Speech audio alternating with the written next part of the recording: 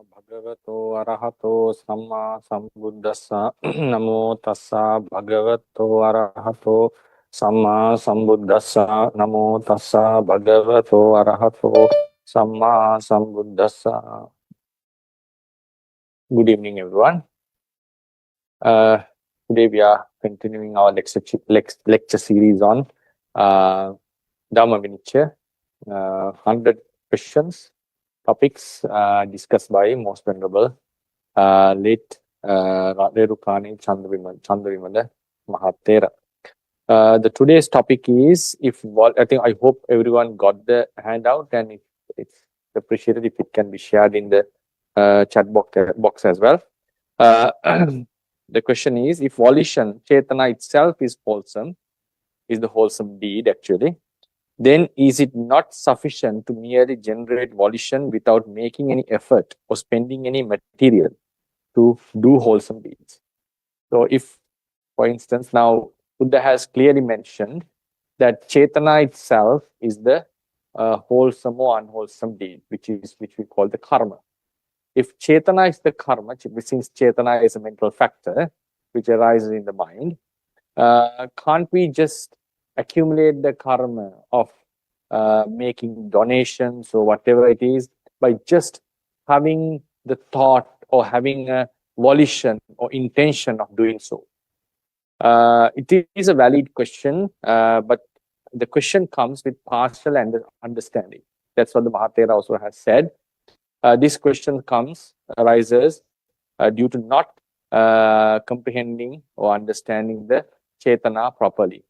When we try to define Chetana partially and try to apply it in other contexts, then this question might arise in some people.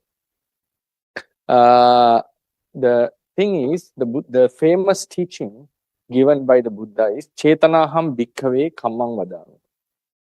Chetanaham bhikkhave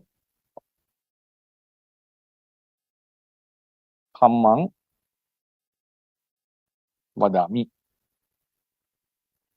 He says, I tell monks, I preach, I expound that the Chetana itself is the karma. So this equates Chetana with the karma. And it's identical, completely the same. Then what happens?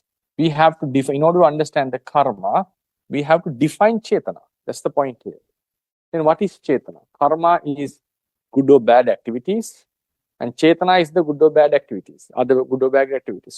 So how should we define Chetana? The definition of Chetana is important. Normal translation would be volition, or the intention to do something. But this doesn't encompasses the entire scope of Chetana. That's the point here. If we explain Chetana deeply, based on the Theravada doctrine, Chetana should be regarded as a force, a mental force which executes the activities, verbal, physical, and mental activities. This force, the Chetana, does mainly 4 acts. So first 3 can be categorized based on the karma. It does bodily activities, verbal activities, and mental activities. Bodily activities such as making offerings, harming other beings, verbal activities such as accusing, preaching dharma, and so forth. Mental activities, the best example would be meditation, contemplation, spreading loving kindness, or developing a wrong view. These are the mental activities.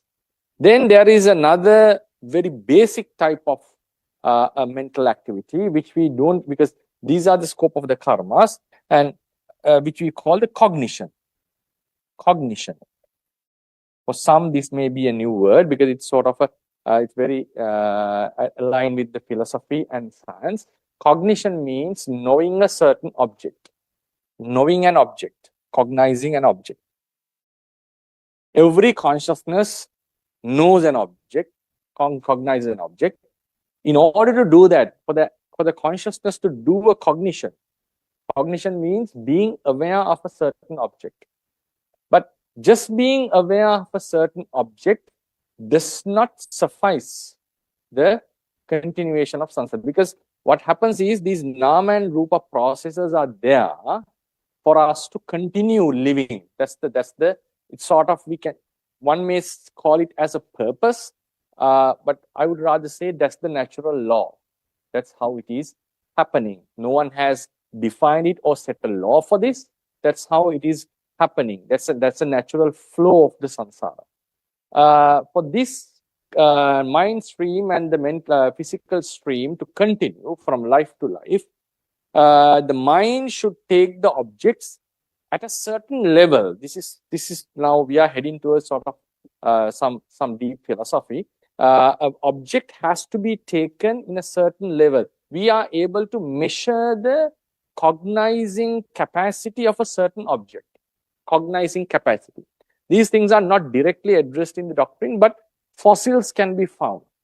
The basic example is, some of you may be aware that there is a categorization of 18 elements. 18 elements. Chakku dhatu, sota dhatu, ghana dhatu, the dhatu teachings. So in these dhatu teachings, the element teachings, the doctrine, we have 7 types of consciousnesses. Chakku viññāna, eye consciousness, sota viññāna, ear consciousness, ghana viññāna, nose consciousness, jivha viññāna, tongue consciousness, kaya viññāna, body consciousness. Then we have mano dhatu, which we call mental element. Mano dhatu. Mano dhatu. Mind element. Then we have mano viññāna dhatu. Mano viññāna dhatu. This is mind consciousness element. Mind consciousness element. According to Theravada, mano and viññāna are identical. There's no much difference in them. Based on some context, mano can be the bhavanga chitta, while the viññāna can be other consciousnesses. So based on certain contexts, they may refer to certain different realities, but basically we say mind, mano, viññāna, chitta refer to the same thing. That's the consciousness. That's the consciousness. So here, mano viññāna is a repetition. Mind element. Actually, if you translate it in a raw way, it's the consciousness element. So in order to not to make it so weird, normally we render this into English as mind consciousness element. Mano dhatu is the mind element. And we have the 5 types of consciousnesses, which are the sense consciousnesses. I think all of you are aware of that. Eye consciousness, ear consciousness, body, tongue, and nose consciousness. So now, why is this difference? Why some consciousnesses are called mind element and while others are called mind consciousness element? The reason is the level of cognition. The level of cognition. Mind element has the least level of cognition. They are just cognizing an object and they do not perform any specific activity of like, for example, deciding on the object or investigating upon the object or having a thorough understanding or a wrong opinion about the object. None of them happens. These happens in the mano dhatu. In the sense consciousnesses, which are the chakku, sota, ghana, jivha, kaya viññānas, this 5 sense consciousness, they are having a direct experience with the object because it's seen the color as it is. It's as it is means directly seeing it. Ear consciousness hearing the sounds directly. Likewise, the sense objects are having a direct contact or experience with the sense objects. Unlike the mano dhatu, in terms of Abhidhamma, before the sense consciousness arises, it shifts the mind towards the newly arrived object. And then it retakes the object that was taken by the mind, the sense consciousnesses. Normally in Abhidhamma diagrams, this Panchadvara Vajjana, Chakku Viññāna and Sampatikkana, SP. Then comes Santirana. Mano Dhatu are these 2, which are coming before and after the sense consciousnesses. Chakku Viññāna. Chakku Vijnana. So their functions are very basic. Their functions are very basic. The other consciousnesses starting from here have sort of advanced functioning compared to these two.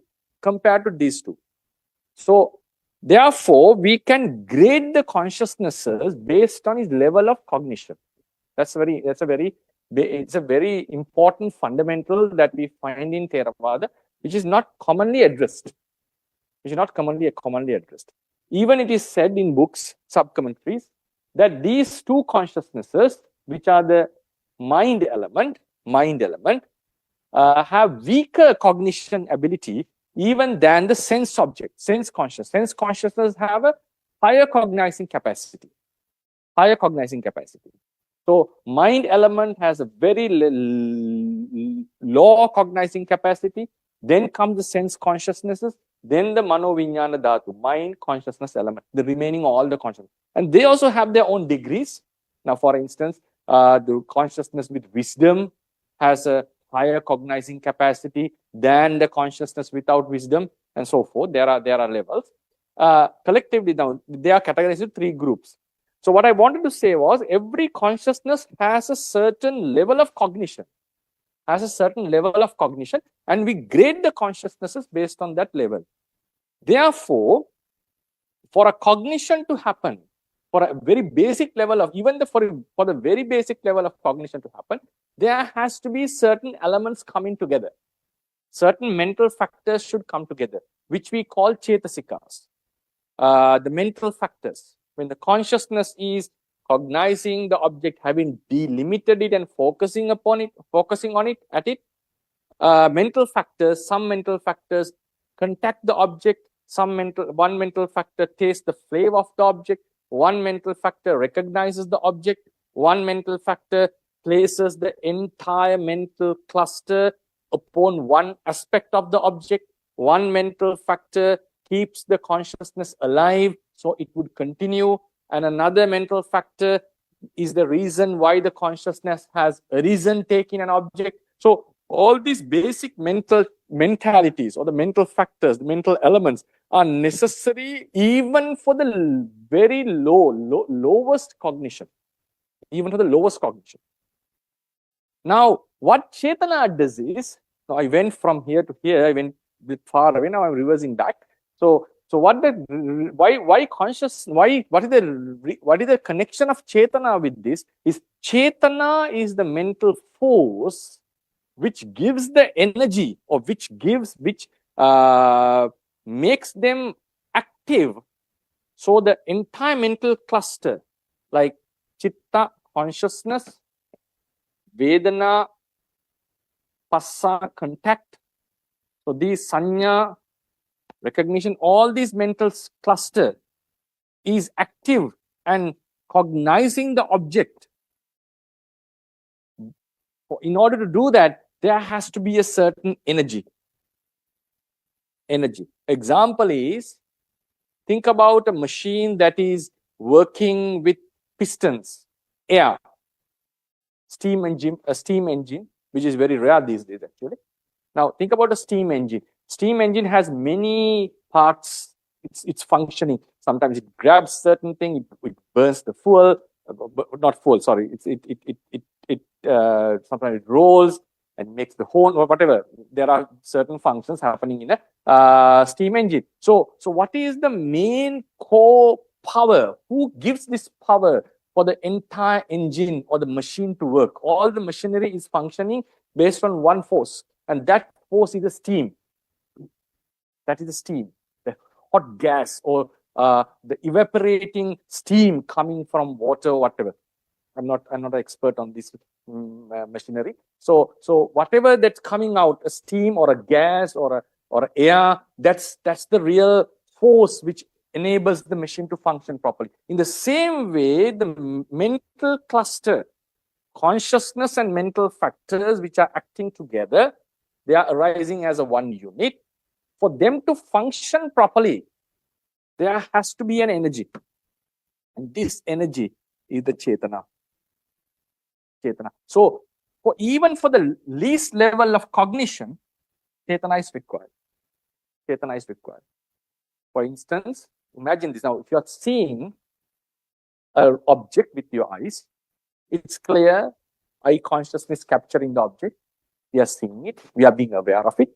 According to Theravada teachings, even at that level, consciousness is capturing the object, Passa contact is having a mental contact with the object, it's touching the object, it's a mental contact, not a physical one. Then Vedana, feeling, is tasting the flavor of the object, a slight flavor is felt there. And then Sanya is recognizing to some extent. It may not recognize it as it is or with his name, but there's some sort of a, like, it's becoming sensitive to certain aspects of the object. So likewise, even in this very simple experience of seeing an object, certain mental factors are functioning. Scientifically, people would not agree on this, but even science cannot explain that. That's what is called qualia in Western philosophy. Qualia, how it is felt,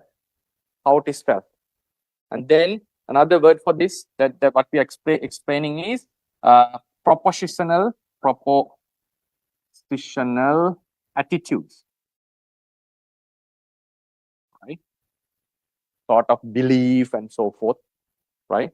So the qualia is how it is felt.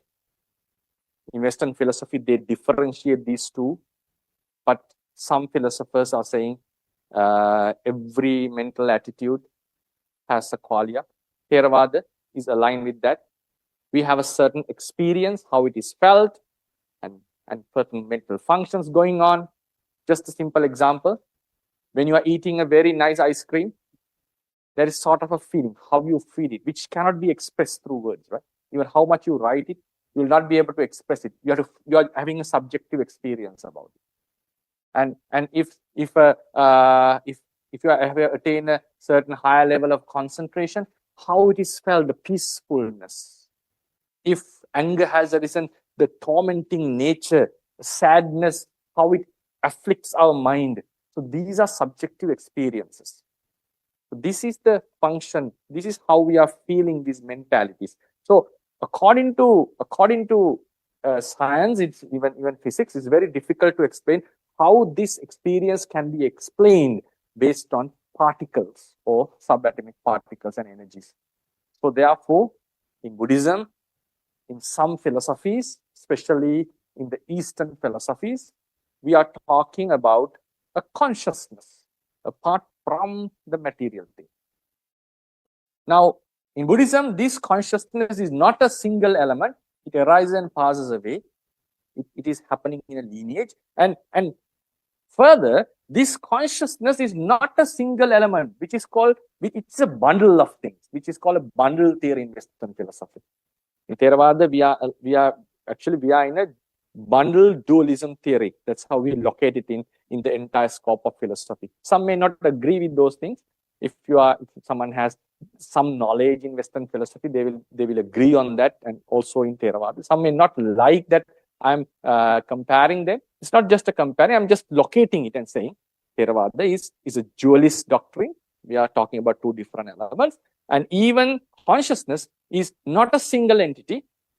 It's a combination of realities, mind and mental factors.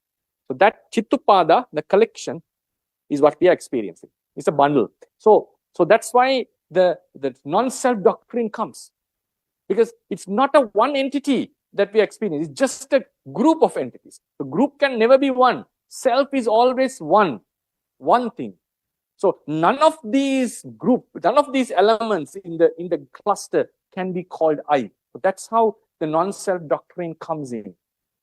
That's why it was very helpful to me studying the Western philosophy to get more deeper understanding about Buddhist theory. Anyway, that was my personal experience. So now what I was telling was, now in a physical experience, seeing when I consciousness is seeing something, many mental factors, a bundle is functioning, a bundle. So this bundle, mental bundle, I may call it, not a physical thing.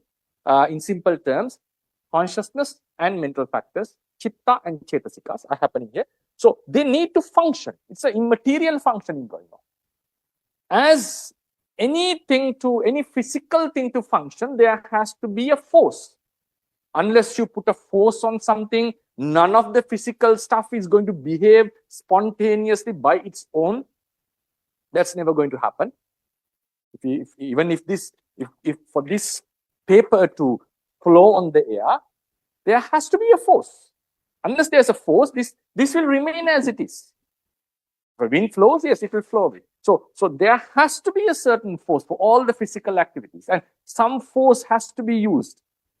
Some force has to be used, and energy is transferring from one form into another, one form of energy into another. Kinetic energy to the while is moving and so forth. So every physical thing, for every physical activity, there has to be a force. And that's applicable in Theravada teaching. That's the same with the mental activities. And who is bringing this force into this mental bundle, mental mind and mental class, this mental cluster? Who gives this force? Who facilitates it? That's Chetana. Chetana is the energy. Therefore, even for the lowest level of cognition, Chetana is necessary. You may not feel it when you are doing Vipassana meditations, and some may ask, how can we experience this? Yes, some things we will never be able to experience sometimes. It depends on your level of intuition and intellect. Now, for instance, we talk about Bhavanga consciousness, the life continuum. Even some arahants would never experience that, but that doesn't mean even just because you cannot experience something you cannot negate it, right? So therefore, according to the philosophy of Theravada, the teachings of Theravada, the Chetana is the force, mental force, which is required for every cognition. Now, why I was more emphasizing on this, our topic is karma actually. Our topic is karma. Karma is in a higher level. It's in a higher level because bodily activities, you need a lot of energy, mental energy to move the body. You need a lot of mental energy to speak out. You need a lot of mental energy to focus on something, to do meditation, to spread loving kindness. There's a lot of energy going on. It's obviously it's visible or evident to us.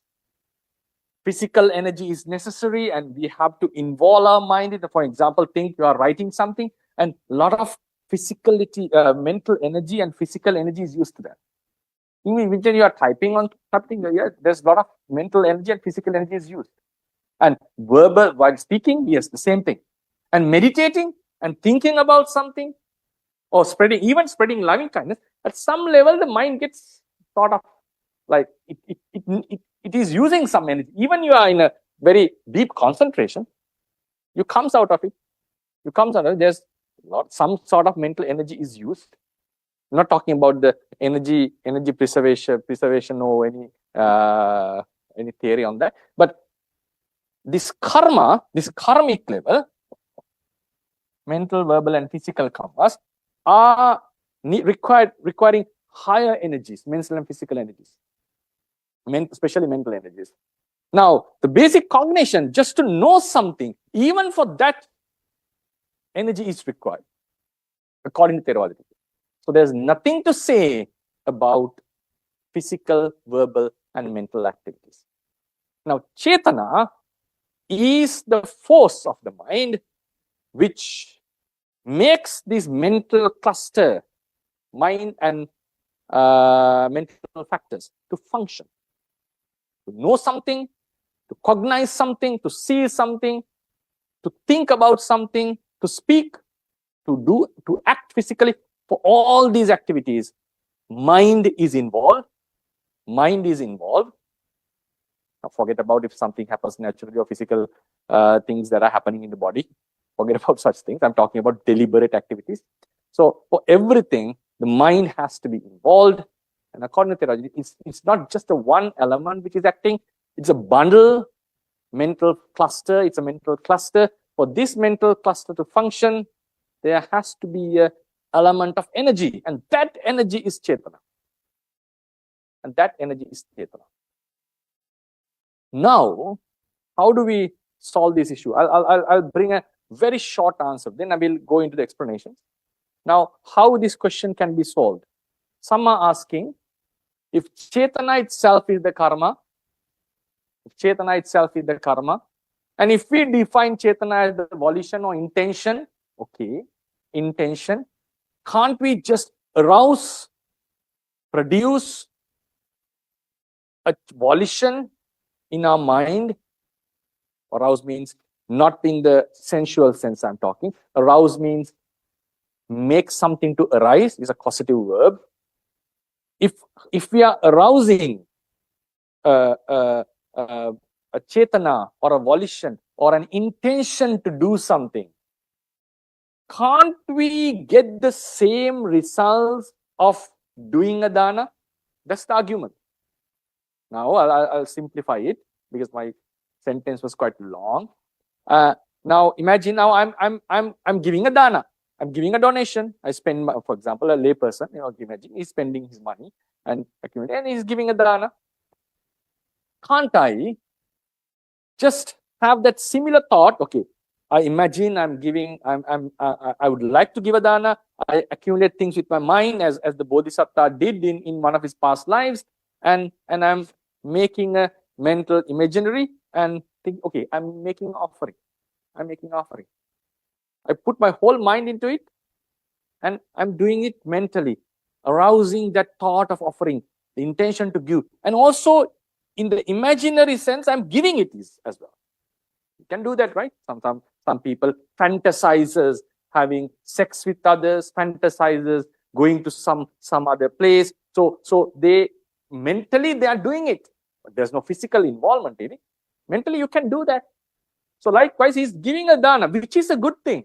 Which we, another something, I'm deviating from the topic, but still, if you can imagine of such activity, that is a very nice thing. Like, I would, if I have money, if I have such things, I will be donating to the sasana, to the beggars, to the poor people.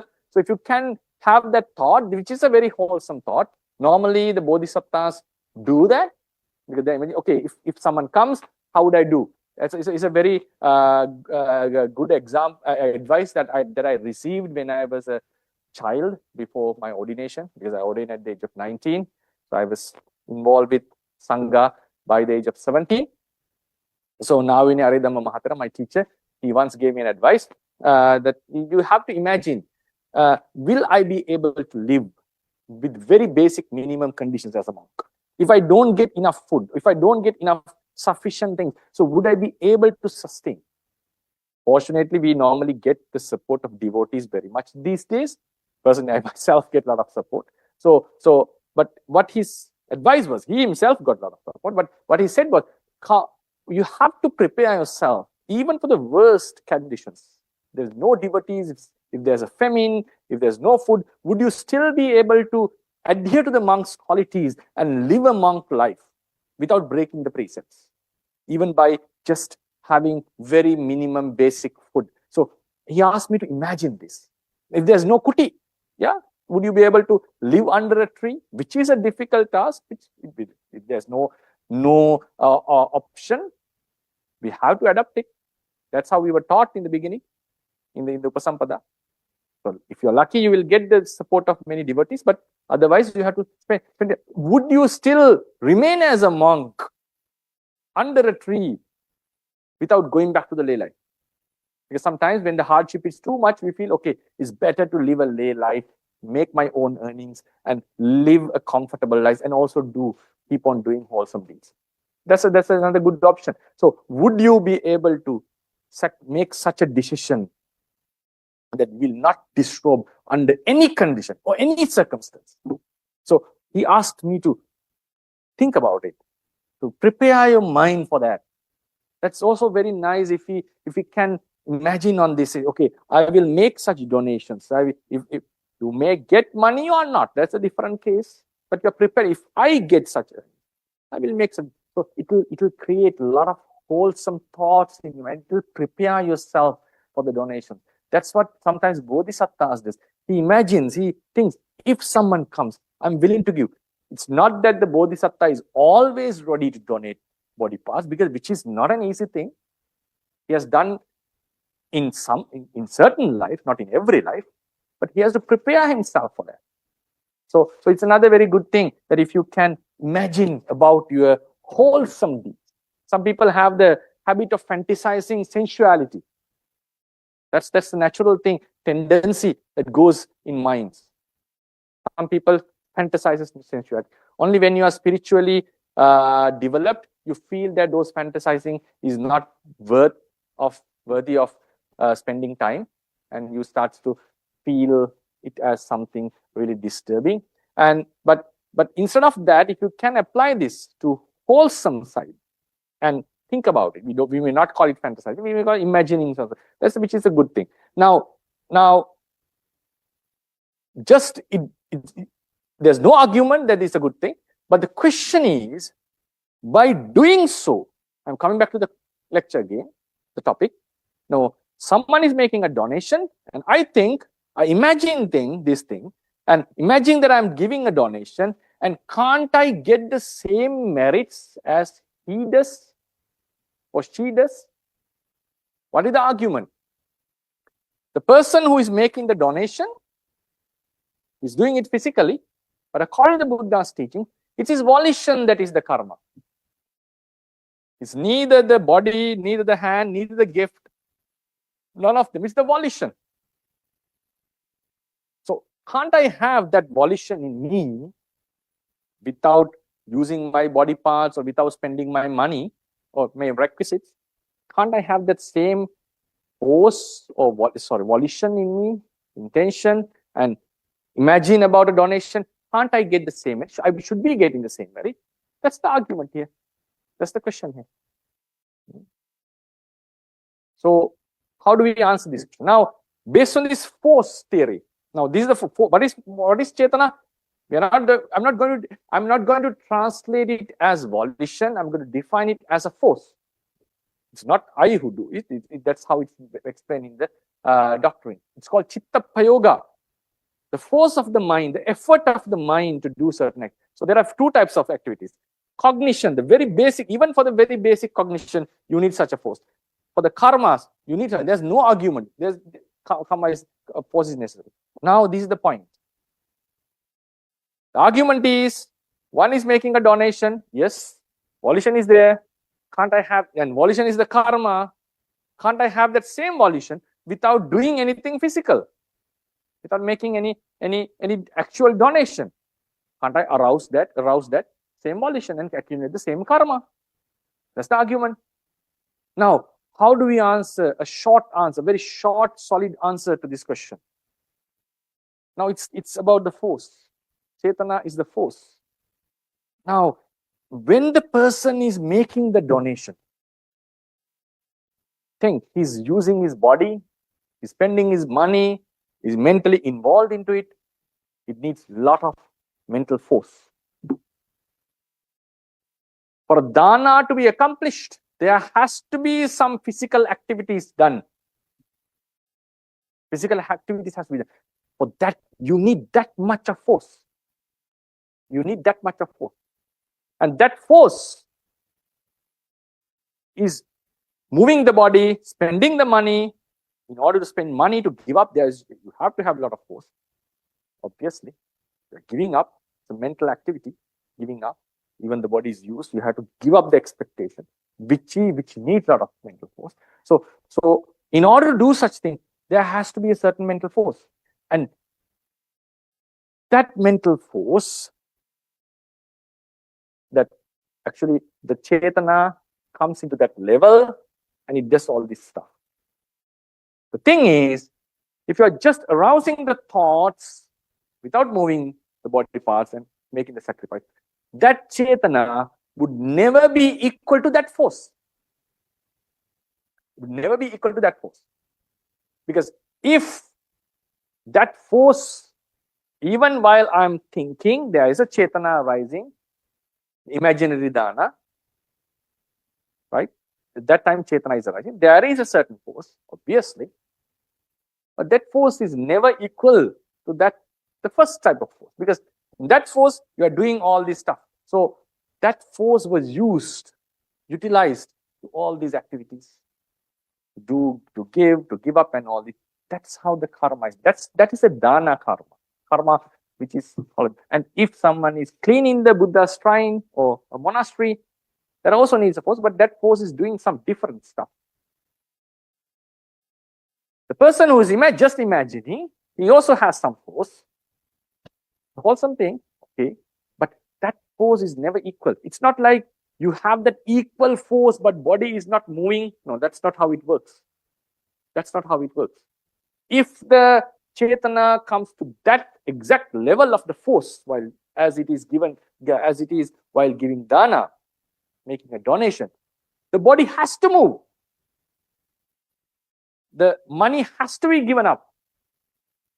And if that force, which the person arousing, comes to that level, it means the physical activities also has to happen at that moment. It's not that that force is stored like in a battery and nothing has happened. No, that's not how it works. That's not how it works.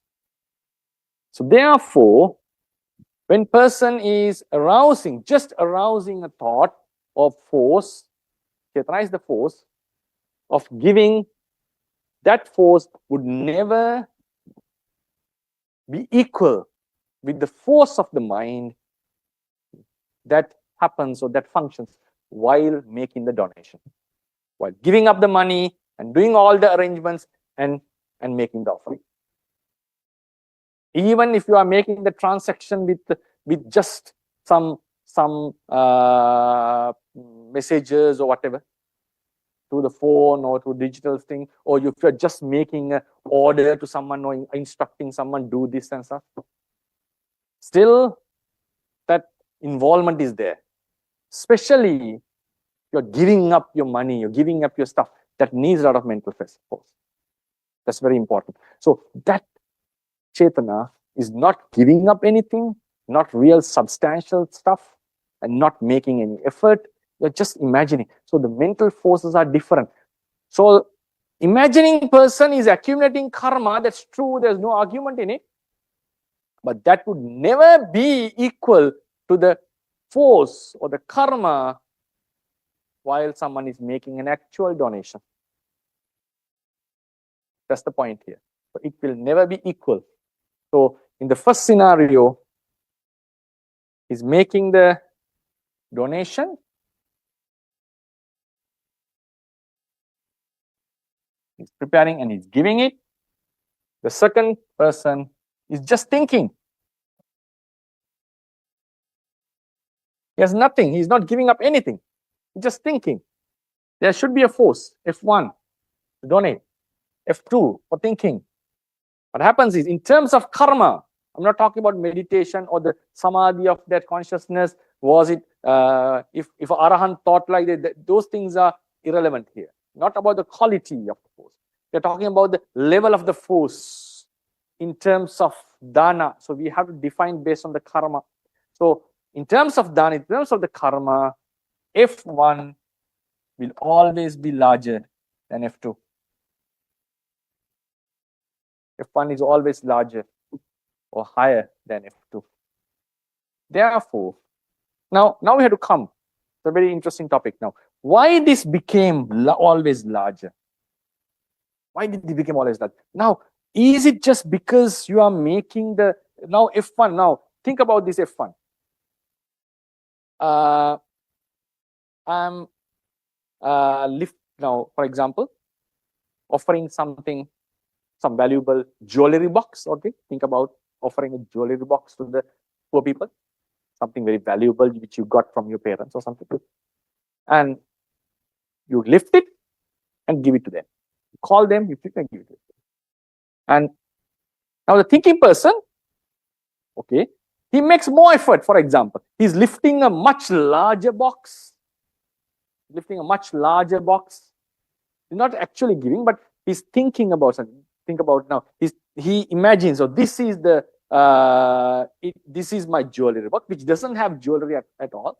But he's imagining I'm putting jewelry into it, and he's doing more effort to that. And maybe he calls someone, okay, to replicate the beggars or the poor people, and he's thinking that I'm offering this jewelry to these people, and he now offers that. Sometimes imagine he's making more physical effort than the F1 person. F2, just thinking, he's doing all this physical stuff. He's doing all this physical stuff. So we'll go to a new diagram. Now, if one person, he does this, okay, this is the physical activities he did, and he donated something, okay, he gave, and this is the F1 first person, and the second person is making more effort. He's cleaning, he's arranging, he's lifting a much heavier box.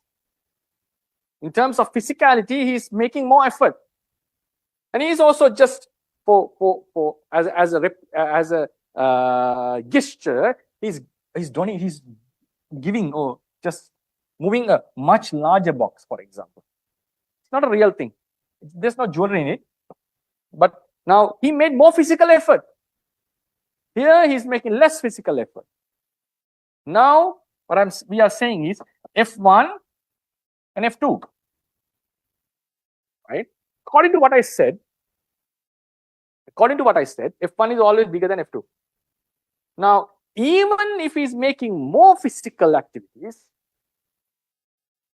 as he's duplicating what is there, a donation, which is not a real donation. Now he's making more physical. Now, someone can argue this F1 is bigger than F2 because there's more effort involved, there's more physicality involved in it. Physical effort, he's just making things, he's just sitting and thinking. Now, I made the scenario more complex. Imagine he's making physical effort, actual physical effort. Actual means he's lifting a bigger object, he's cleaning the area, he also calls someone as a representation, and he cleaned and he prepared it, and he's making everything like he's making a donation. But in the end, he's not offering a jewelry. He imagines there's jewelry in it, and he's doing a gesture like offering. So he has done more physical stuff than the first person. So in such a scenario, is it still, now who is bigger? Now he has done more physical stuff than this person. So if we say, if we are to say that F1 is bigger than F2 because of the physical activities, then in this scenario, F2 must be bigger than F1.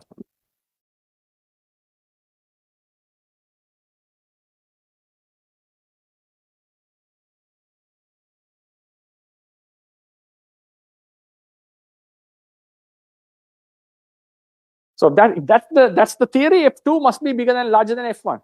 But still, F1 is bigger than F2. What is missing here? What is missing here? Here, there's actually jewelry. Okay, imagine the second person also have much jewelry in it. There's more jewelry in that box. And he's thinking that he's donating. But he's not actually donating. Imagine, there's actual jewelry. Here also there's actual jewelry. But still F1 is bigger than F2. What is the reason? The point here is, in F1, we have an extra element of giving up. Actually giving up. It is not found here. The level of the strength of the Chetana is basically decided on this context. Don't compare with other contexts. Don't compare with meditation here. No, you cannot do that. You have to fix to a certain karma here. The actual missing element here is F1 is giving up that jewelry. In H2, the giving up element is missing. The giving up element is missing. Therefore, when you are giving up a dana, when you are making a dana, all the physical activities are necessary to perform that dana, but the actual real force depends on your giving up. The detachment. Detachment is another element. It's alobha. detachment. You need detachment to give up. But the act of giving up, giving the ownership, relinquishing the ownership, thinking, okay, you can use it as you like, or maybe sometimes you may have a desire. Don't give it to someone. I like you to use it. Still it's a giving up. But you're giving up the ownership you had towards that object. That's the energy here. That's the energy. Now take this example about sila. Not killing animals is a sila, and killing animals is an akusala. Oh, imagine now, think this way. Now, not speaking harsh words is a sila. Speaking harsh words is an akusala. Now, in order to speak a harsh word, you need some mental strength. Obviously, otherwise you cannot speak out. And when someone hits you or blames you, if you keep your mind, if you tolerate and say, no, I'm not going to speak any harsh words, if you tolerate it, for that even you need mental strength. For which activity you need more mental strength? Is it just to unleash your anger and say it out, speak it out, or to tolerate and to protect the sila? I think most of you, I think all of you would agree, many people would agree, you need more mental strength for patience, not to express the feelings, to keep it and to protect and adhere to the rule. So Chetana is not only about executing activities. It's not only about executing activity. You need a stronger Chetana not to certain activity, to abstain from certain activity. While it's tempting me. He told me this and I should be replying with a harsher word. Yes, you need more. You need energy for that. You need thinking for that. You need to exactly hit the point and hurt the person. That's how anger works. More you hurt, more the person is satisfied. That's how it works. But you need more energy to take the blame, to take the harsh word, take the shock, like a shock absorber, and absorb it without putting anything bad out. You need more strength for that. You need more endurance for that. That's a strong mind. So, Chetana, when I say force, it's not only about doing activities. It's also not doing the bad stuff. In the same way, now I hope it was clear with the analogy of sila. Now here, Chetana, you are giving it. Here also he is making a gesture physically, but he's giving up. That's the point here. It's not about physically giving, it's about giving up. Sometimes we give our jewelry to people to look at it. We just make it, okay, look at it, everyone is looking at, and we show, sometimes we show our class or our status with the jewelry, okay. We like when they are admiring it, we send it from hand to hand, okay. But still, I keep my ownership on that. So even I'm giving it, physically giving it to someone, it's not a donation. How it becomes a donation? Only when you give up the ownership. That energy is required. Therefore, even on a the context of dana, physical activities, verbal activities are there. If that giving up force is missing, that would never be a dana. And it will always be lower than actual donation. So that's how we solve this issue. Since one is not actually giving up anything, no, one cannot just do merits or dana just by imagining of a donation. It's a wholesome deed. It's a wholesome thought. No argument in it. But you cannot get the equal results. by just thinking. That's the point here. Now we'll go into the Mahathera's handout. This is a question that arises due to not understanding what volition is. For those who are unfamiliar with Paramatta Dhammas, ultimate realities, it is difficult to comprehend what volition means. Many people who do not know about ultimate realities mistakenly take merely intending to do something or think about something to be volition. Thinking about something or intending to give, imagining giving as volition. This question is raised by such people. Volition means the mental force present in the mind movement, mental clusters that arise in the performance of an action. Suppose a devotee desiring merit offers a bowl of food to a monk and places it in his hands. He places it in his hands. Bringing that bowl of good food belonging to the donor into the hands of the monk is the act of giving. So he's placing it on the monk's hands. If we examine how that food vessel came to be placed in the monk's hands, we can identify the volition involved. You are analyzing it, you can see there's a volition involved in it. The movement of the donor's hand towards the bowl, grasping it firmly, lifting it up, and extending it towards the monk all occur due to a force within the donor's body. If such a force did not arise internally, the donor's hand would simply remain idle without engaging in those actions. Now, imagine this donation. If one person, okay, now he takes the stuff and he's placing it onto the monk's hand. All these, there should be some physical force going on. There has to be a force, a physical force. According to Theravada, this physical force of preparing and donating and so forth is given by Vayu Dhatu. Air element. Vayu Dhatu.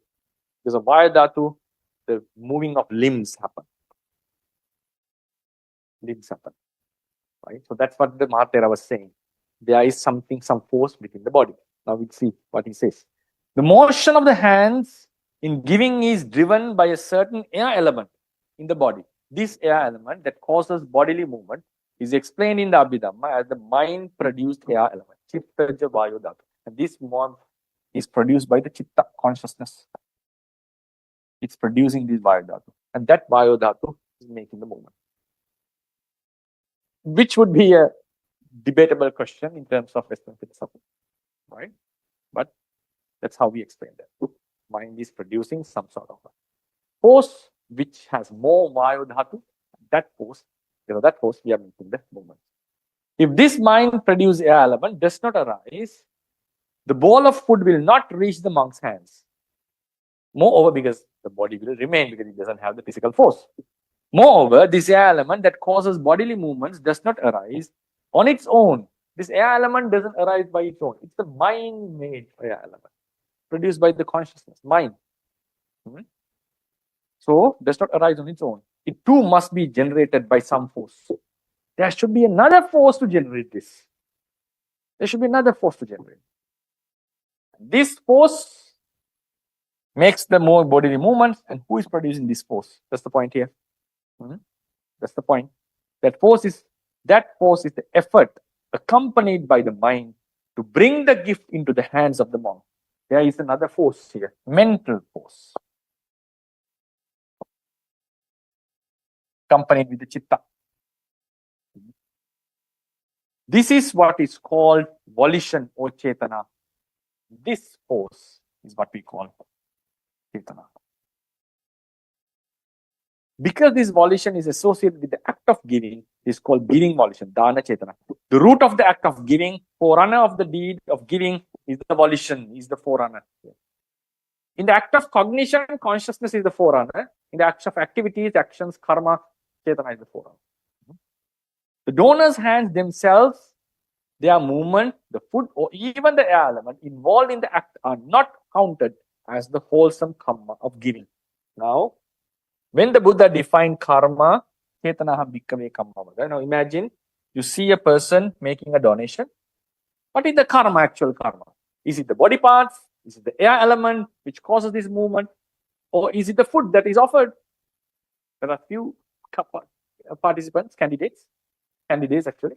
This can be called the karma, the food that is offered, or the limbs that were used to offer, or the force, the physical force due to which the wing limbs move. No, he's not going to define any of them as karma. He's going to define even the force that produced this air element. That's the point here.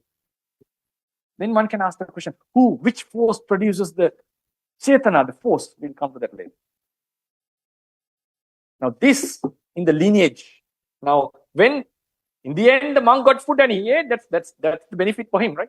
He got the food and he ate, okay, given to him. Now he received it, food was donated. The food is another candidate for the karma.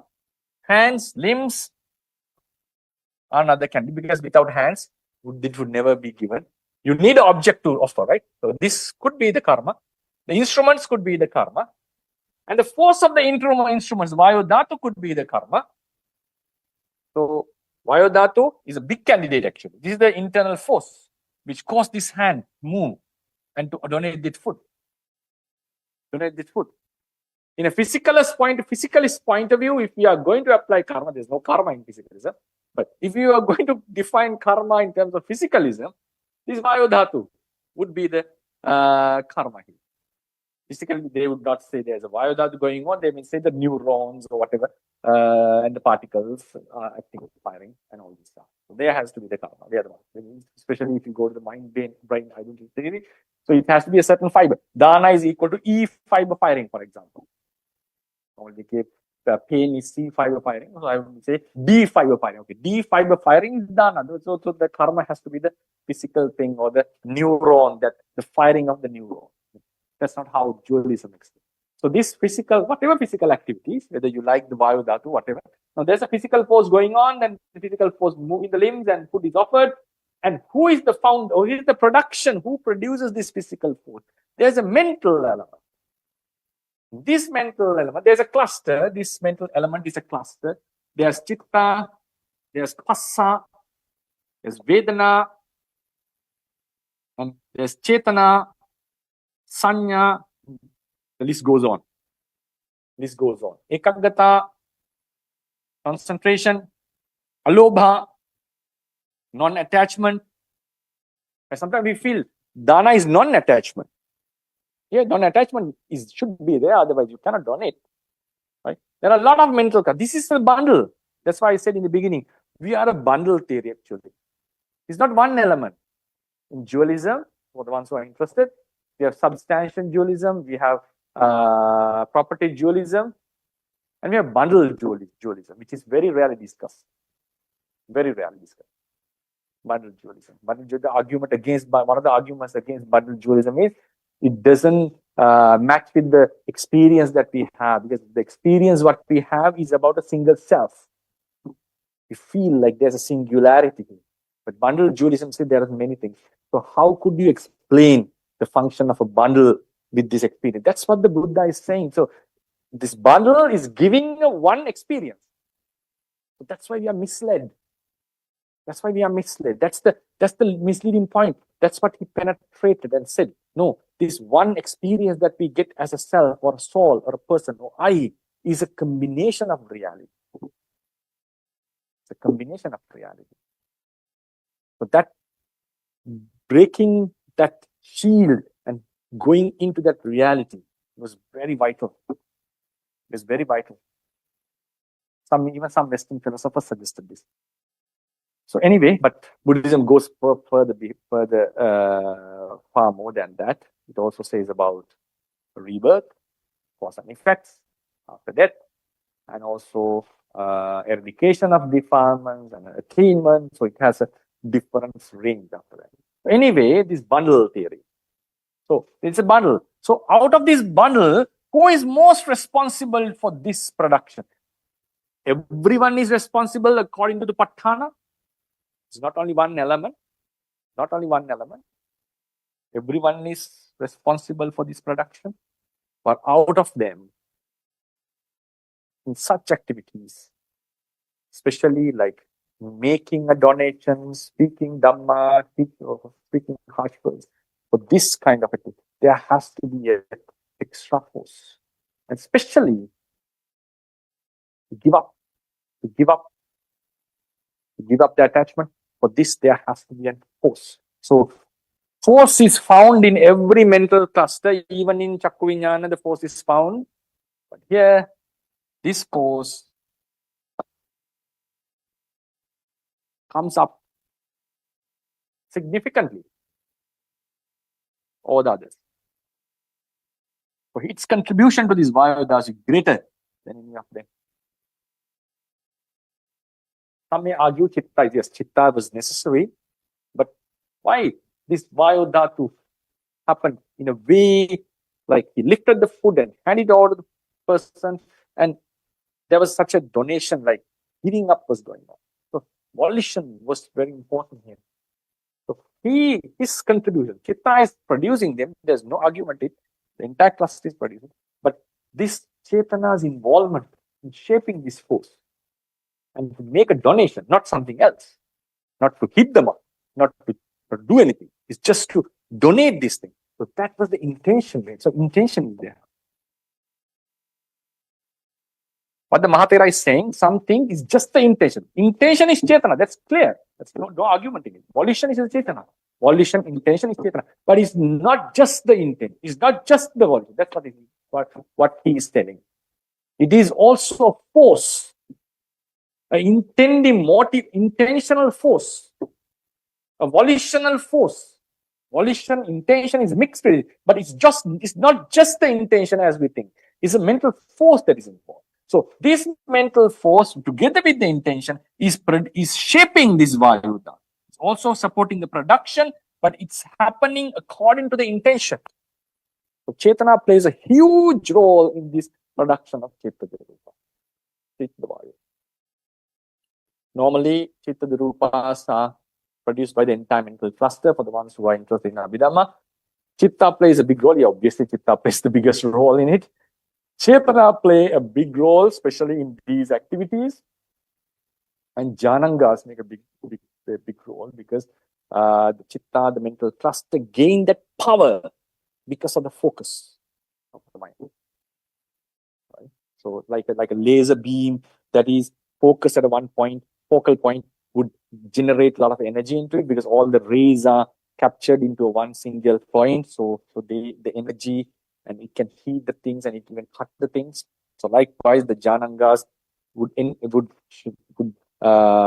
bring them together, the mentalities focused on a certain object. So that's how the mind gets the power to produce the mentality, Chitta-Virupas. Since Jnanangas are not found in 10 Vijnanas, they are not producing Chitta-Virupas. Anyway, so this Chetana is responsible. So when analyzing, now think how Buddha's teachings were. No, he knows that it's a cluster going on, and he differentiate, and he said, this is the karma. It's not just a casual teaching that Chetana, intention is the karma. I don't see it as it is, because Buddha has clearly said, mind is a cluster. You can see it in many sutras, especially in the Anupada Sutta, which explains about Sariputta's jhana, Vipassana practice, how he contemplated the jhana. He was differentiating all the mentalities in the jhana. So Buddha taught this bundle theory. Buddha was a bundle theorist in that sense, I would say, not to make it as a disrespect. That's philosophically, objectively speaking. So now in this bundle, he recognized Chetana is the karma. Chetana is the karma. So he had this deep understanding about the reality, and that was his opinion. This Chetana should be the karma, because out of all of them, this intention is shaping this bodily force, and that bodily force is making this activity happening. So it's not the food, it's not the hands, not the air element or whatever the force that is doing the activity. It's not the consciousness or any other element in this bundle. It's the Chetana. It's the Chetana. Because It is the force which produces this, and also it is the intention which shapes the nature of this force, because force can flow at any direction. Force can be given and it can be used to any purpose. Normally, now think about energy. Energy can be used for any purpose. Force normally has a direction.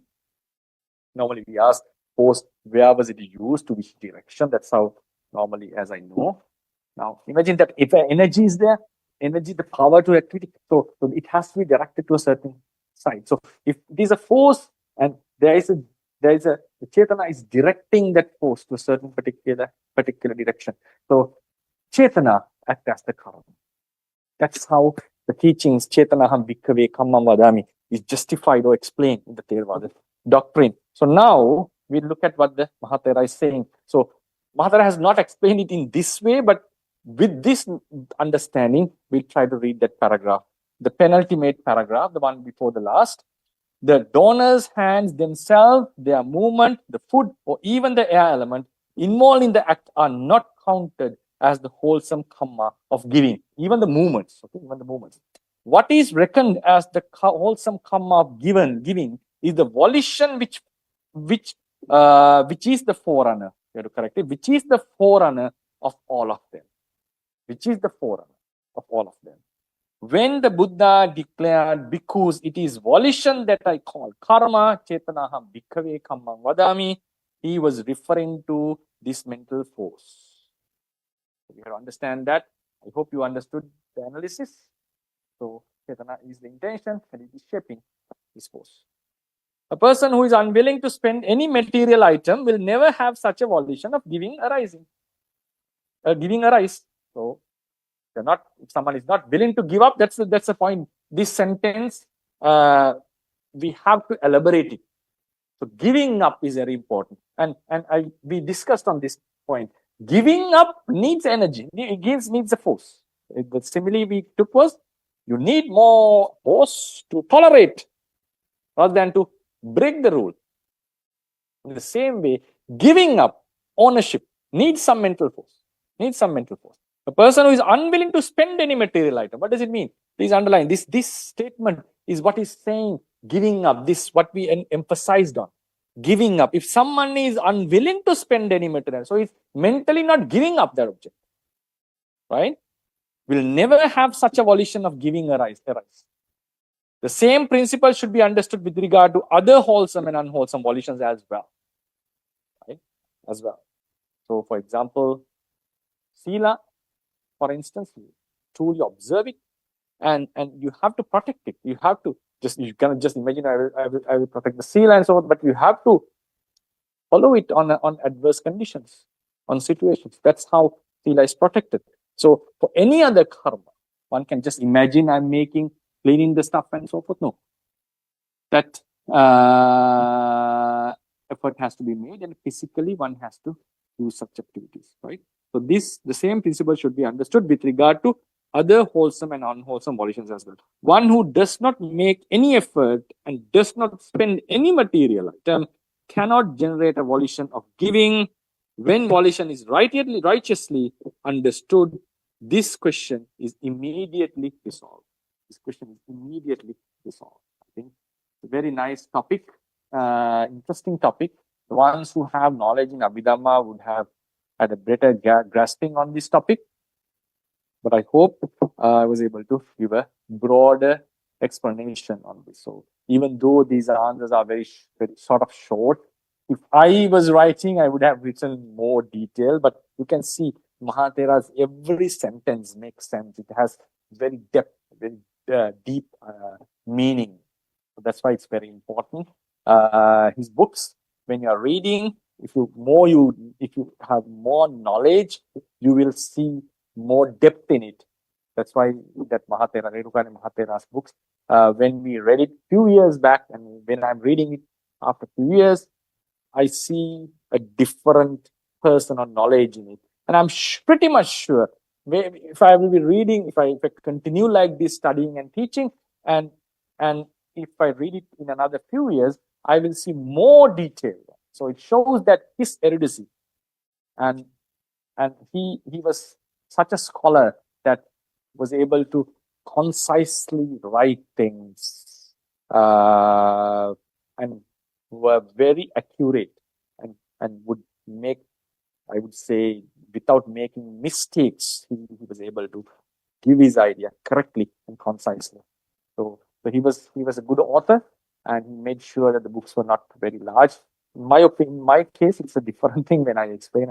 I always try to give it more detail. That's why my lectures are quite long, and also the writings are quite extensive. Some students do complain that the books are handouts are too long. But anyway, that's my style. So what I feel is, so the information, the things that the answers the Mahathera has given are very precise, and they contain. So we should be able to unearth those fundamentals that are based upon his answers. So I hope you enjoyed the lecture. And the short answer is yes. In order to make we are never be able to make a donation, an actual donation, accumulate karma, without giving down the property. It has to be you. So for that, you have to first own it. That's important. You have to have it, and then you are. That's the end of the lecture. Hope ready to get your answers. Question. When we perform a donation or any other ritual, if that donation or the ritual is not performed for the Sangha, the monastic community, does it become unsuitable or inappropriate for the monks? This is the first one, actually. I didn't get the question. I didn't understand. When we perform, like, when we give a donation or any other ritual, to the Sangha, actually. So if that donation or the ritual is not performed for the Sangha, not given to the Sangha, the monastic community, does it become unsuitable or inappropriate for the monks? Which is like Sangika Karala Deni Natunaham Swaminasa. This is what it says. It's given to the monks without making it Sangika, is it? Yeah, that's the thing. So it's asking whether does it become unsuitable or inappropriate for the monks? Okay, let me rephrase the question and check whether I got the point correctly. Someone is making a donation to a certain monastery, and he or she doesn't dedicate it to the Sangha. He's just donating to the monastery. Is it? Well, yes. Okay. Sangika Kara Nokara Beneka. Oh, Sangika Nokara, but he's giving it to the monk, right? To Sangha, yeah. So give it to it's a donation. It's Sangika donation. It's just, even for example, if you send a pot of ghee, or for example, some medicine or chair to a certain monastery for the monks, it's a Sangika donation. You're just sending it to monks because you have the sense. Because if a ghee pot is sent to the monastery, and it belongs to all of us, because if you're not specifically giving it to a specific monk or a group of monks, it automatically becomes a Sangha's property if it is given. So if it was given to the monks in a certain monastery, it becomes the monastery's property, or something belongs to the monks of the monastery. So we have to distribute it properly. And then if there's a doubt, we can ask whether what was the person's intention. Did you specifically aim at a certain monk, or did you specifically aim at a group of monks? Because some monasteries, big monasteries, may have the monks are studying Abhidhamma, the monks are studying Vinaya, monks are studying Suttanta. So you can dedicate to the Suttanta monk. You can dedicate to the Abhidhamma monk. That's called offering to the Gana, offering to the group. That can be done. So unless he has dedicated it to a specific person or a group of monks, then it becomes naturally Sangika. It is a Sangika thing. You don't need to say that Sanghastadema and so forth. That's how we consider it. If something was sent to IIT, for instance, by someone without specifically mentioning anyone, we consider it a Sangika offering, and we have to follow the protocols of distributing it properly. There's no harm in it. Which means you can donate as you like. Donate as you like. So that's person's wish. If he wants to donate to the Sangha, if he wants to donate to the regional Sangha, if the person wants to donate it to the a single monk or a group of monks or 5-6 monks, only to the monks who have visited his village, visited his house. So he can do as it wishes, as the donor can just do as he or she wishes. May I proceed with the second question as well? Sometimes, we perform various type of pujas and grand light pujas, and then grand fruit pujas, and then grand charitable merit making activities. And there are different opinions in our society regarding this. Some people say that the Buddha led a very simple life, and therefore, instead of offering such grand pujas, so it would be better to distribute them to the needy. And in this case, what is your opinion on this, Swaminas, according to Dhamma? There's no opinion according to Dhamma on this. You can, if you want, if someone wants to give it to a charity, just give it to charity. If he wants to give it to the Buddha, he can give it to the Buddha. That's a normal thing. So, but saying that Buddha led a simple life, and you would not offer valuable things. That's wrong according to Dhamma. That's completely, utterly wrong. Buddha is the one. I can give a lot of examples on how things were offered to the Buddha. There's one story. One lady had offered one cloth to the Buddha, and it was handed over to Venerable Ananda, and that cloth was worthy 100,000 coins, if my memory was correct. Okay? 100,000 coins or something like that, something very valuable. And Venerable Ananda wanted to replace it, and 100,000 coins is not equal to 100,000 rupees in Sri Lanka, obviously. This was a different age. One coin you can live for many days. Having just one coin means like something very, very important. A patra was 8-coin patra was considered something very valuable. Now, if you take a patra these days, it's 3,000, 4,000 rupees. A good patra, I think it would be. So anyway, so the value of the money was very high. So 100,000 coins is something very huge. Now, Ananda wanted to give it to me. Like the cloth was very valuable, and to place it on a place where the Buddha would use it daily. And he checked in his Buddha's room, and he found every item which was in the room was more valuable than that cloth. Was more valuable than that cloth. Then what he did was, he had no option, but this is a very valuable cloth. He had to use it as the carpet, or just to keep it on the place where the Buddha would step, as a carpet or a cloth to keep his feet. And the lady was very elated. She was very happy actually, because Buddha would always step on it. So now, imagine if you read the story, I'll not be able to imagine what kind of a room it would have been. It would not have been very fancy or filled with lot of objects, obviously, but it would have, Ananda would have arranged it very nicely. Ananda was responsible of his rooms and all this stuff. So, but still, the necessary equipments were there. And they were very valuable. Obviously, if Bimbisara was his devotee, if Kosala was his devotee, Visakha, Manathapinika, they were giving tremendous donations to the people, and they were offering the best to the Buddha. Obviously, anyone would do that. So, it doesn't mean that monks or Buddha is not allowed to accept valuable things. When Visakha was making Kubba Rama, she made it like a divine mansion, it says. 1,000 chambers. And it was like a lot of things were applied on it, a lot of paintings, and it looked like a divine mansion, it says. So therefore, that statement doesn't apply. The ones who know Dhamma, ones who know the Theravada doctrine would never say that valuable things were never offered to him. Then the argument which comes is now food items. Is it worthless now offering such an amount of food to the Buddha?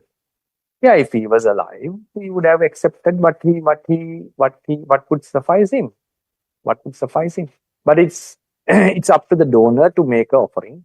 Now, for example, if a one monk comes to your house, for example, are you just preparing exactly what is required? No, you would prepare something much more, because in case if he likes to eat, you are preparing something larger. So there now many people, if a one monk is coming, people would bring food. They would bring a certain portion, another one a portion. Obviously, monk would never be able to finish the all the stuff, right? So, but some would, what they would do is they keep it on the table and offer it to the Sangha, so the monk can take as whatever he likes. It doesn't mean that that the food was not donated. So when the food is donated, he has a choice to accept. Now, another good example was 500 robes were donated to Venerable. Then he accepted it. Because he would later distribute it to the other people. So therefore, sometimes monks accept things, so to give it to others, to give it to other monks. The Buddha would accept and share his food with Sangha. Such things had happened. Kumara, he sent fruits to Kumara Kassapa. He said, this is Kassapa. And the monks used to ask, to whom? There's Mahakassapa, there's various Kassapa, and he did Kumara Kassapa. That's how the name even came. So when Buddha was sending fruits to Kumara Kassapa. So therefore, it's not our one can have his opinions, and if we feel, the one feels, okay, this is enough for the Buddha, and I would just donate it this much. And some would, if some says, no, we are going to offer much larger portions. That's my will. Even if the Buddha was alive, I would prepare a bigger meal, and he would accept whatever he needs. But before that, I would make sure that I would give this as an offering. Then he would select whatever he needs. There are such offerings. Sometimes it's not necessarily that you are accepting food only to the patra. Sometimes you can just offer the whole thing and ask the monk, but they take whatever you want. Especially when we visit countries like Indonesia, that's how they do. And we accept everything, and we serve ourselves whatever we need, and the remaining they will have because we relinquish it. So even the next session, we will be discussing what can be done with the food that is offered to Buddha pujas. We'll discuss about that. It's a very nice, interesting topic, and how it can be dealt with. So it's up to the person. It's up to the person. So if someone feels it's a waste of because always we will have a limit, right? Even the one who is offering big amount, he will also have a limit. Okay, this is much. Not I will offer just for 100,000. I cannot go for 200,000. So everyone will have a limit. So let them decide their limit. If they think if the Buddha was alive, I would make such a big donation. And like when King Kosala did, he made a very huge donation, Sadhana. I don't think Buddha would have monks would have eaten everything that was in the donation, because he said everything is given, everything is offered here, everything is offered. So monks took and ate whatever that was required for them. So needed for them. So it's something very personal. It's very something subjective, and it's better not to. People should not be commenting on this, because it's something very personal thing. So if we are thinking like we better donate it for to the orphanages and so forth.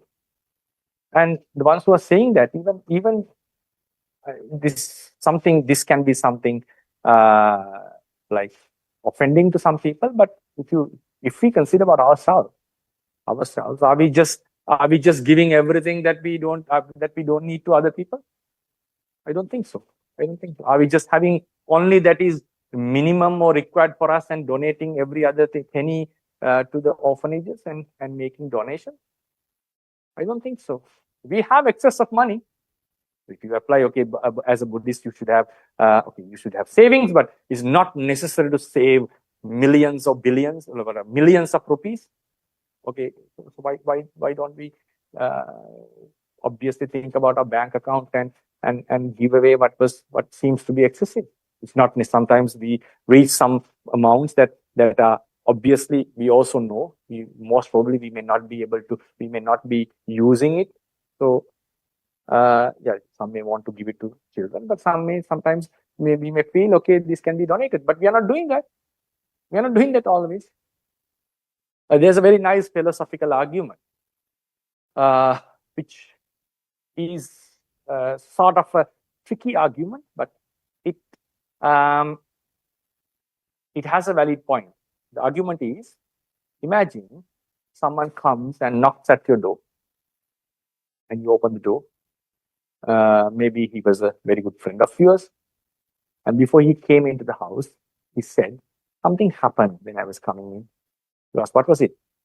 I was walking by a park, and there was a pond, and a small child was drowning in it. Then what did you do? It was not very deep. I could have jumped and picked her up, but if I did so, my shoes and clothes, newly worn clothes and shoes, would get wet. I didn't want it to happen. So what did you do? There was any other person? No, there was no other person. It is me. Then did you let her die? Yes, it was not my business. And was it too deep? No, I could have easily gone and picked her up. But I was concerned about my clothes. I didn't want to wet my clothes for someone else's life. If a friend had said this, you would feel really, really bad about it, most of the people. And most of us, some of us, would not be happy to enter him into our room, into our house. Because a person who let a child die because of his clothes and shoes, what kind of a friendship that I can have with him? He would do the same thing if I'm in trouble, right? So you would not have that feeling of having a bondage with that person. You will not have that. So then that's the common idea that most of us would have, including myself.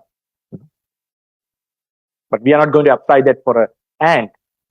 We just normally walk away, and while the ants are drowning, and we don't.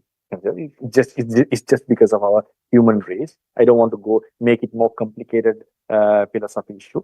But anyway, so we would feel like it was something he had done. He hasn't done something inappropriate. So we would always blame him that he didn't support while he should have. So now this philosopher I forgot his name actually. This philosopher is applying this thought experiment into us.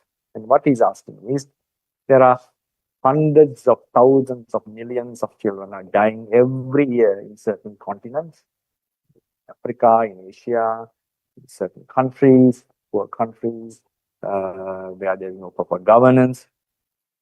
Some die with malaria, some die with curable diseases, some die due to bad condition of water. Millions of children have died in the previous decade, and still keeps on going on. But if, for example, there are good donation, good charity marketing organizations, there are proper systems that are following, then some are really supporting, truly supporting these children, and they're saving them. They need money to function. And we do have, for example, every month, if all of us donate $10, $100, it should still be able to save at least one child. At least one child will be able to save. And we can still have our own life going on without any issue with our family life. We can donate. But we don't do that all the time. Most of us don't do that. So he's asking the question. So we let one child die, why I could have saved him. Aren't we same with the person who let the child die drowning? You may have a question. Okay, it was something very present. In the other case, those children are very far away. Those children are very far away. You don't see them. Then he asked the question again. Imagine if your best friend's son got stuck in Africa and he needs $100 to survive. And there was no time to send it. It was immediate. You had to send the transaction, and the friend has died, and you need to support him, the son. Would you do that? Most of us would do that because of our friendship. And in that scenario, the friend who came to your house didn't know that child who was dying. So he had no relationship with that child. So he just let him die. And if it was his child, he would have saved him. If it was his friend's child, he would have saved her, still saved her, like we do for our best friend's child who is lost in Africa. But for an unknown child, we won't care much about it. So the scenario is same. Someone may just argue that it's just a present mode. It's just live. No. Think about today's internet. You can just log into a website and you can see live sometimes how they are suffering and how they are eating and how they are supporting. It's just a matter of time now. And it's just a matter of click. Donate 100 rupees sometimes. And if you are 100% sure about that organization, still most of us are not interested in it. So the thing is, his argument is, the person who let the child drown and we who are not donating are equally same. That's the argument he brings. There's no difference. Yes, when you listen to this, you feel like there's something wrong here. Are we guilty for letting the children in Africa to die? Or shouldn't we? Should I actually donate one thing and save some child? Yes, if you can do that, very nice. But we feel like there is something different here. But believe me, no one has given a solid answer to this question and refuted that argument. That argument is still valid in Western philosophy. No one had rebutted and demolished that argument. So what I want to say is, we are thinking about the food that is offered to pagodas. That's his wish. That's his wish. If someone is blaming, no, this should have been given to the charities. How to understand? Are we making our donations enough? Are we making our donations enough? Are we he is actually offering to the Buddha. Let him offer to the Buddha. Other person is, sometimes they're not donating even. The ones who are donating, don't get offended by me because I'm not referring to you all. Some people are not doing that. So if someone is blaming to the monk people who are making the donations, they should also blame the ones who are not donating. They do the same thing. Because they have money, they're not donating, then they should be blaming the other people, ones who are not donating even. So the logic, I hope I understand this point. Both the cases, they could have given to the children, and both of them are not giving. One is giving to the Buddha and one is not giving, and he's using for his own self. So then one can argue, since he is giving, he would have used that to the other person. So that's his personal choice in the end. That's his personal choice. We do many such things. We do buy grocery sometimes. We do eat certain food. We are not necessary for. And that should have given to a beggar. We keep on arguing like that. There's ample of arguments that we can bring. And this discussion would keep on going. And that Western philosopher would triumph of this. His argument will come again and again. And it would seems to be that then we are not able to eat any fruit that is not healthy to us. Because we are harming ourselves. We are just satisfying ourselves. Should have donated it because I'm full. I had my breakfast, I had my lunch, and that's enough for me. Why it's extra? Should given to a child who is struggling in the streets. If you apply that same argument for offering the Buddha, the food that is offered to the Buddha, and some consider which is a waste, and this, everyone who is not eating more than what they need are at risk of being accused. And everyone who is keeping money more than what they need and the children need are at the risk of being accused. So therefore, this argument, I don't appreciate much. So in my opinion, if someone asks, Bhante, would you, there's no such a, in my opinion, I would not say it's good and this is good and this is bad. That's not the way I take it. For example, if someone asks me, you have this much of requisites equivalent to this amount, would you make a Buddha puja to Mahacheti, or would you give some support to the monks? That's my personal choice. That's my personal choice. And I'm not going to apply. I may most of the occasions, I may donate it to my monks, students, or some monks who are in need of that.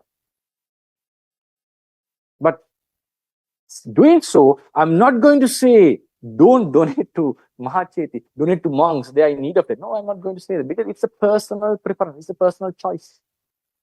It's a personal choice. Buddha had asked us to respect this very, very strongly. For example, if someone is going to donate a certain item to the Sangha, we are not supposed to deviate it to, direct it to another Sangha or to a Chetya. Even if someone is going to donate something to a dog, we are not supposed to direct it to another dog that we prefer. Or this dog has more food. No, that dog is starving. Give it to him. If he was going to offer it to that dog, and if he direct that food to that other dog, it's an offense to us. It's an offense. We are not supposed to do that. We are not supposed to do that. So, therefore, we can have a discussion and talk about that. That's a different case. If someone is willing to offer to some person, we are not supposed to direct it to another person. So what does the Buddha have said? He has respected the personal opinion. Someone is offering to a certain monk or a group of monks to a certain monastery. That's their preference. We can say, also consider about other monks. Also consider other monasteries. Think about the monastery in your village. But we should not be blaming them for offering someone they prefer, because when King Kosala asked, to whom should we give? Buddha very clearly said, give to ones with whom you are pleased with. Yatta chittang pasidati tatta dhatabba. Give to the people with whom you are pleased with. So, that's my answer to this. I'm not going to say whether it's good or bad, which one is good or bad. This is how I take this question. Swamina, so do we have still time, or can I? Are there questions? More questions? Yeah. Yes, no, Okay, two fine. questions. I'll proceed with one. The Blessed One has taught, Manapadai labante manapanti, and meaning what is given with a good intention will result in receiving what is good. And in that case, Swaminasa, when it is said what is given with good intention, does it mean the giver's preferred offering, or does it refer to what the recipient prefers? Or furthermore, we give something willingly, but the recipient is unwillingly to accept it, and would the donation still have the great merit, Swaminas? Manapadai labate manapang. That means you give what you like, not what the recipient likes. Manapadai labate manapang. I think Mr. actually, the Seti Ugga was, if my memory was correct, Ugga was famous for this, and Buddha praised him of this. He gives whatever he likes. For example, Someone likes to eat noodles, he offers noodles. Someone likes to eat certain curry, he offers that curry. Another donation is, you ask the preference of the monk and offer that. That's another donation. That's what Matika Mata did. He checked everyone's mind and offered what they want. That's a different style of a donation. Manapadana means not what the recipient needs, not what is pleasant to the recipient. It's what is pleasant to the donor. You may feel like it's something selfish. No, Buddha has praised it. You are going to get as a result what you prefer in the samsara. That's the point here. So anyway, Manapadayila, but sometimes we do that.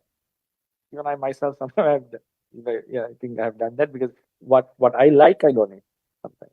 Not with the expectation of gaining something, but that makes it happy. Like if I'm enjoying it, I would be happy to see someone else also enjoying it. So time to time, it's good to give Manapadana. And something, it gives a different satisfaction and flavor and a happiness to your mind. Sometimes, yeah, people like to offer what the monks like. That's appreciable and praiseworthy. And it's very nice, because monks normally don't get whatever they want. They are just receiving what people are giving. And time to time, it's also good to give things that you like. Manapadai labate manapa. And yeah, last part I missed out.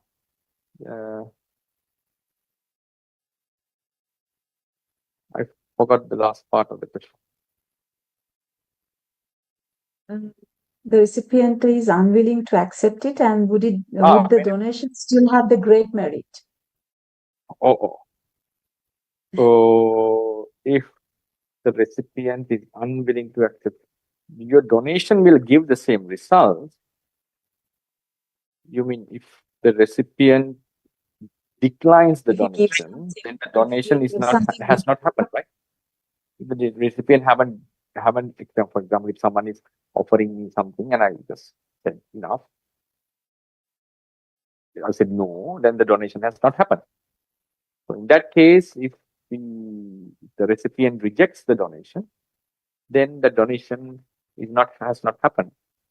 So, and if the recipient accepts it without, the next point is, another very interesting point is, normally something that we prefer very much is agreeable to most of the people. That's another philosophy here.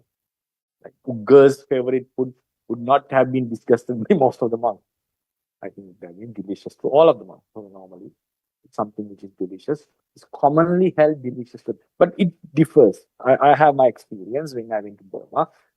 Some food that they prefer, I would not prefer.